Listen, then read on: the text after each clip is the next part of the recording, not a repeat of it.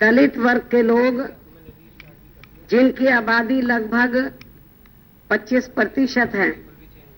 तो अब यहाँ कुछ ही महीनों के अंदर विधानसभा के होने वाले आम चुनाव में इन वर्गों के वोटों में सेंध लगाने के लिए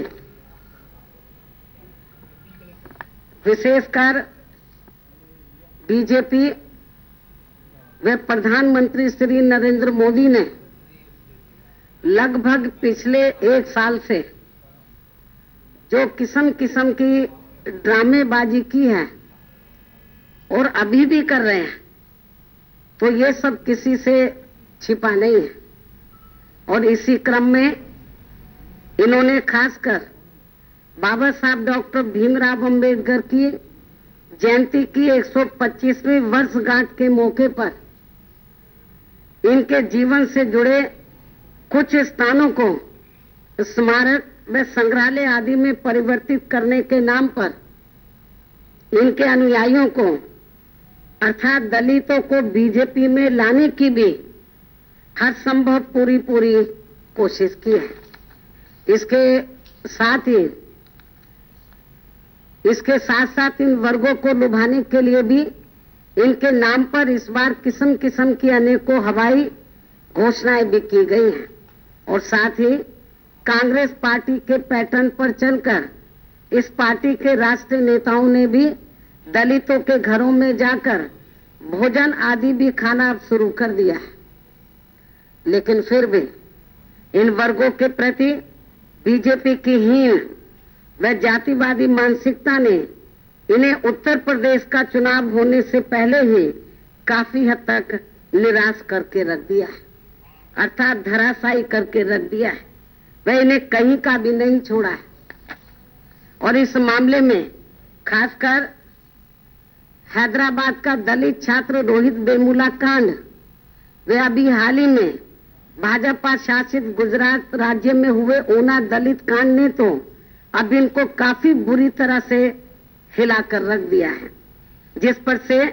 विशेष तौर से उत्तर प्रदेश के दलितों का ध्यान हटाने के लिए इन्होंने एक षड्यंत्र के तहत ही अपनी पार्टी के एक वरिष्ठ पदाधिकारी द्वारा जानबूझकर बीएसपी की एक महिला राष्ट्रीय अध्यक्ष के बारे में अभद्र, अमर्यादित, शर्मनाक व अति आपत्तिजनक भाषा का इस्तेमाल करा के उत्तर प्रदेश में ही नहीं बल्कि पूरे देश के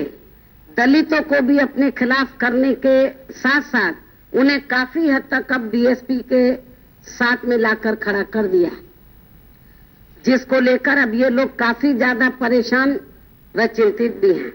और इस संबंध में अब मैं कुछ जरूरी बातें आप लोगों के सामने रखूं, लेकिन इससे पहले मैं श्री नरेंद्र मोदी के गुजरात बीजेपी शासित राज्य में अभी हाल ही में हुए ऊना दलित कांड के बारे में वहां के लोगों के मुताबिक ये कहना चाहूंगी कि इस कांड में खासकर बीजेपी व आरएसएस आदि से जुड़े कुछ असामाजिक व दलित विरोधी तत्वों ने पुलिस व प्रशासन की छत्र छाया में गौ रक्षा के नाम पर वे इसकी आड़ में वहां चरमकारी का कार्य कर रहे कई दलित युवकों को अर्धनग्न करके व फिर उनको भरे बाजार में लाकर उन्हें जिस प्रकार से अमानवीय तरीके से पीटा गया है, सीधे सीधे आरएसएस पर निशाना, सीधे सीधे बीजेपी पर निशाना। और मायावती प्रतीत ऐसा होता है कि जो दलित हैं उनको ये बताने की कोशिश कर रही हैं कि बीजेपी आपको बांटने का प्रयास कर रही है।